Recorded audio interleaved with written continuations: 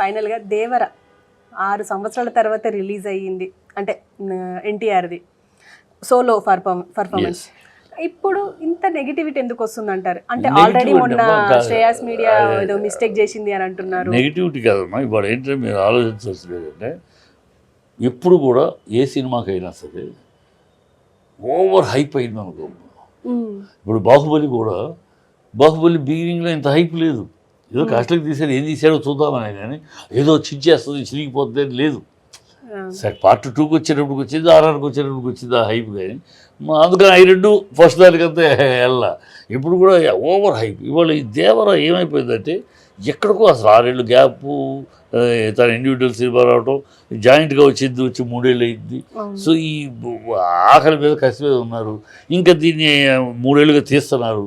అది రీషూట్ చేశారు, ఇక్కడ చేశారు, ఏదో హైప్, ఏదో ఏదో ఏదో బ్రహ్మాండంగా సముద్రం అంట, సముద్రం దొంగలంట, సముద్రంలో ఇదట, ఇంకొకళ్ళు ఏదో దాని మీద వ్యాఖ్యానం, సముద్రం అంటే రామాయణాన్ని ఇంటర్ప్రిట్ చేస్తున్నారు, సముద్రాన్ని దాటి వెళ్ళి కదా రావణాసురుడు తప్పింది, సో దాన్ని ఇంటర్ప్రిటేషన్లో ఏదో చేస్తారు. ఈ రకరకాల ఊహాగానాలతోటి, రకరకాల ఆలోచనలతోటి అదేదో బీభత్సమైన హైప్కి వెళ్ళిపోయింది.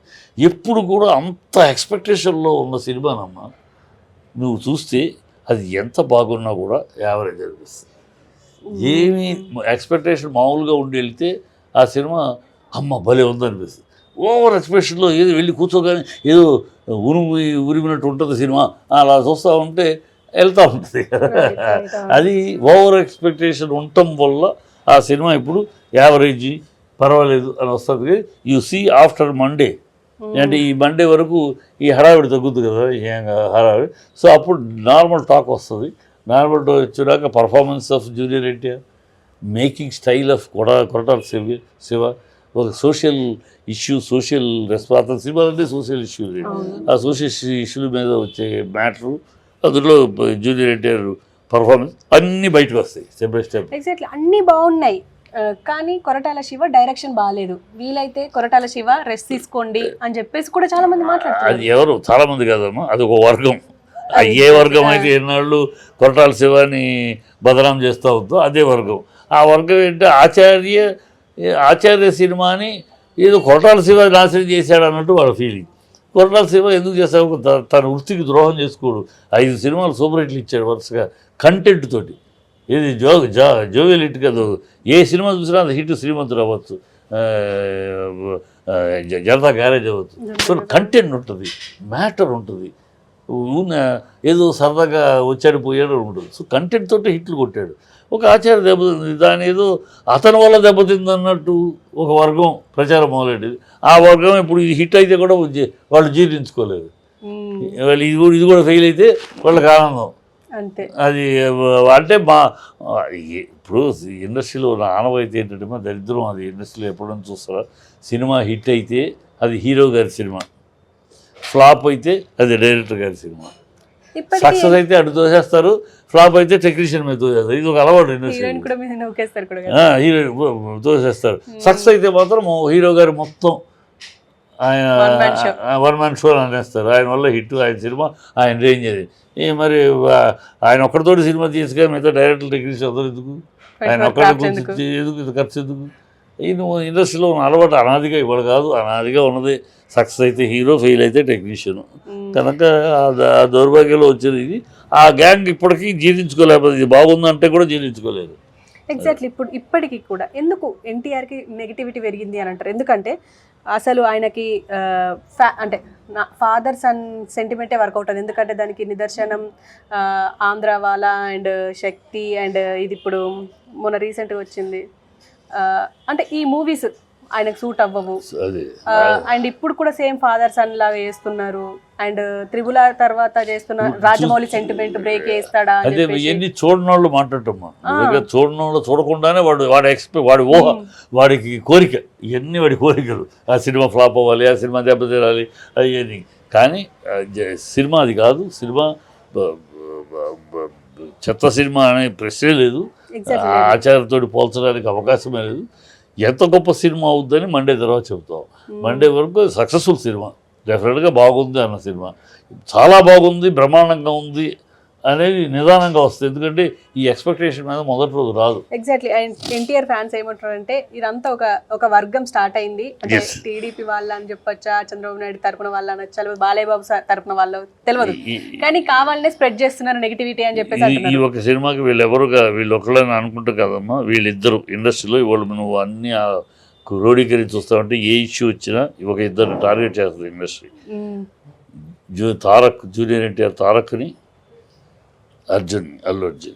ఎందుకంటే వీళ్ళిద్దరూ ఎవరికి సంబంధం లేకుండా వాళ్ళ సొసైటీ తోటి, వాళ్ళ శ్రమతోటి, వాళ్ళ యొక్క కష్టంతో అలా ఎదుగుతున్నారు. మ్మ్. వీళ్ళ వెనకాల బ్రాండ్ ఎవరు? అల్లు అర్జున్కి అల్లు రామలింగి అల్లు బ్రాండ్ పెరుగుతున్నాడు. ఇక్కడ నందమూరి తారక రామారావు గారి మనవడు ఆ బ్రాండ్. వీళ్ళు మిగతా ఎవరు సపోర్ట్ లేదు వీళ్ళకి, కుటుంబాల్లో అటు కానీ ఇటు కానీ ఎవరు సపోర్ట్ లేదు. లేదు. సపోర్ట్ లేకుండా ఒంటరిగా ఉన్నారు. వీళ్ళు ఎదుగుతూ ఉంటే అంత పైకి వీళ్ళని దాటుకుంటూ వెళ్ళిపోతున్నారు, అందరిని దాటుకుంటూ వెళ్ళిపోతున్నారు. అది జీర్ణించుకోలేకపోతున్నారు, వాళ్ళే జీర్ణించుకోలేకపోతున్నారు పైకి కనపడకుండా. సో వెనక ఇలాంటి వేషాలు జరుగుతున్నాయి. ఇది ఓపెన్ సీక్రెట్, ఆ ఓపెన్ సీక్రెట్. అందుకని చూడు ఏం జరగలేదు. ఆ అమ్మాయి దేవుడు జానీ మాస్టర్కి ఎవరితో అది కూడా అల్లు అర్జున్కి అంటించడం అంటే ఏదో ఒక రకంగా వాళ్ళకి డౌన్ చేస్తూ మాట్లాడాలి. వీళ్ళిద్దరి మీద వాళ్ళు కదిలితే తప్పు, కూర్చుంటే తప్పు, నుంచుంటే తప్పు, ఫంక్షన్కి వెళితే తప్పు, వెళ్ళకపోతే తప్పు. మ్మ్. ఏది చేసినా ఒక తప్పు కింద ట్రోలింగ్ అనేది ఒక వెనకాల జరుగుతుంది. ఒక కుట్రలా అన్నది కుట్ర కాదు. వాళ్ళు ఎంత ఏడుస్తారంటే వీళ్ళు అంత పెరుగుతారు అనుకోమ్మా వీళ్ళు. ఎందుకంటే వీళ్ళిద్దరూ టు బీ ఫ్రాంక్ చెప్పండి, నేను ఎన్నేళ్ళుగా ఉన్నాను. నేను 1970లో క్లాప్ కొడితే ఇప్పటిదాకా ట్రావెల్ చేస్తున్నాను. నా అనుభవంలో చూసిన వాళ్ళలో ఒకనాడు ఈ ఇండస్ట్రీకి 2 కళ్ళు అనేది ఒకనాడు రామారావు నాగేశ్వరరావు అయితే, తర్వాత కృష్ణ సోమబాబు అయితే, తర్వాత బాలకృష్ణ చిరంజీవి అయితే, తర్వాత పవన్ కళ్యాణ్ మహేష్ బాబు అయితే, తర్వాత రాబోయే కాలంలో మళ్ళీ అలాంటి 2 కళ్ళు ఇండస్ట్రీకి అనేది అల్లు అర్జున్, ఎన్టీఆర్, జూనియర్ ఎన్టీఆర్ అండ్ అల్లు అర్జున్ 2 కళ్ళు. వీళ్ళే ఈ ఇండస్ట్రీని మరో 3 దశాబ్దాలు తీసుకెళ్ళగలరు ముందుకు. రాబోయే 30 సంవత్సరాలు ఇండస్ట్రీని ముందుకు తీసుకెళ్ళగలిగిన సమర్థత, శక్తి, స్టార్డమ్, ఫాలోయింగ్ ఉన్నవాళ్ళు వీళ్ళిద్దరే. సో ఫైనల్గా దేవర ఎంత కలెక్షన్ తీసుకొస్తుంది అంటారు? ఆ రికార్డ్స్ అనే బండే మాట్లాడదాం. ఎందుకంటే ఇప్పుడు ఊరినే డబ్బులు పెట్టి కొనేస్తున్నారు, వెళ్తున్నారు అనుకో, ఓవర్ ఎక్స్పెక్టేషన్ చూసేస్తున్నారు. వాళ్ళ ఎక్స్పెక్టేషన్ని ఇప్పుడు ఎంత ఎక్స్పెక్టేషన్ ఎక్కువ అవుతుంది. నేను మొదటి నీకు కూడా పోయించారు ఇప్పుడు చెప్పినట్టున్నాను. ఎక్స్పెక్టేషన్ తగ్గించడానికే వాళ్ళు తాపత్రయపడుతున్నారు. చెప్పాను ఎక్స్పెక్టేషన్ ఇప్పటికే ఎక్కువ ఉంది, ఇంకా ఎక్కువ చేస్తే ఇబ్బంది అయిపోతుందని వాళ్ళు తాపత్రయపడుతున్నారు. ఆ ఎక్స్పెక్టేషన్ పెరగకూడదు, పెరిగితే నష్టం అందరికీ తెలుస్తుంది. ఎంత ఎక్స్పెక్టేషన్ ఎక్కువ పెరిగిందంటే ఈ ఓపెనింగ్స్ తప్పితే ఇమ్మీడియట్గా జారిపోతుంది, అది ఉండకూడదు. అది అందుకని చాలా మ్యాక్సిమం ట్రై చేశారు. సో అందుకని ఇప్పటికీ అయినా విపరీతం థియేటర్ దగ్గర చూస్తూ ఉంటే నేను అంత బీభత్సంగా ఉంది. సో అది వెళ్ళటమే ఒకడు వెళ్ళటమే సెన్సేషన్ హిట్టే అని వెళ్తాడు. ఇందులో ఇంకా మీకు చెప్పడం మర్చిపోయాను, సుదర్శన్ థియేటర్ దగ్గర కట్అవుట్ కాల్ చేశారు. కాల్చారా ఇంకా లేకపోతే అనుకోకుండా కాలిందా తెలీదు, కానీ కాల్చుంటారు. మొన్న ఫంక్షన్ ఎందుకు క్యాన్సిల్ అయింది? పోలీసు దగ్గరికి వచ్చే ఇన్ఫర్మేషన్లో కూడా అల్లరి మూకలు చేరిపోయారు. పాసులు లేకపోయినా వచ్చిన వాళ్ళతోటి ఫ్యాన్స్ అనే రూపంలో అల్లరి మూకలు కూడా వచ్చేసారు. సో కనుక అల్లరి జరిగే అవకాశం ఉంది, అల్లకల్లో చేసే అవకాశం ఉంది. మేము ఎంతమంది జనాభాకి పోలీసులు ఉన్న సెక్యూరిటీ సరిపోదు, మేము సెక్యూరిటీ ఇవ్వలేము. మీరు ప్రోగ్రామ్ క్యాన్సిల్ చేయకపోతే మా వల్ల కాదు. ఇంకా ఎన్టీఆర్ గారు ఆయన వచ్చేటప్పటికి ఇలా వస్తూనే ఉన్నారు, వేలు వస్తున్నారు. చోటేమో 30,000 మందికి ఉంటే 1,00,000 మంది వస్తే ఎక్కడ ఏం చేయాలి? మా వాళ్ళకి పోలీస్ కంట్రోల్ కాదు, మేము చేయలేమని చేతులు ఎత్తేసారు. అందులో ఇన్ఫర్మేషన్ కూడా అలా చేయడానికి వచ్చిన వాళ్ళు ఉన్నారు. దాంట్లో ఫ్యాన్స్ అని ముసుగులు. ఎవడు ఫ్యాన్స్ అని మనం ఎట్లా గుర్తుపడతాం? పెద్దోడు ఫ్యాన్ అంటాడు, వాడు అలర్ మూకో ఫ్యాన్ తెలియదు కదా. అందుకని పోలీసులు చెప్పేటప్పటికి అది క్యాన్సిల్ చేశారు. అది కూడా ఉంది. అంటే ఒక వర్గం ఉందమ్మా, వీళ్ళిద్దరికీ ఆపోజిట్ వర్గం ఉంది. దాని వెనకాల ఎవరు ఉన్నారు అనేది మనం చెప్పకల్లా ఓపెన్ సీక్రెట్. ఎవరు వెనకాల ఉన్నారో తెలుసు. Okay sir, thank you very much sir.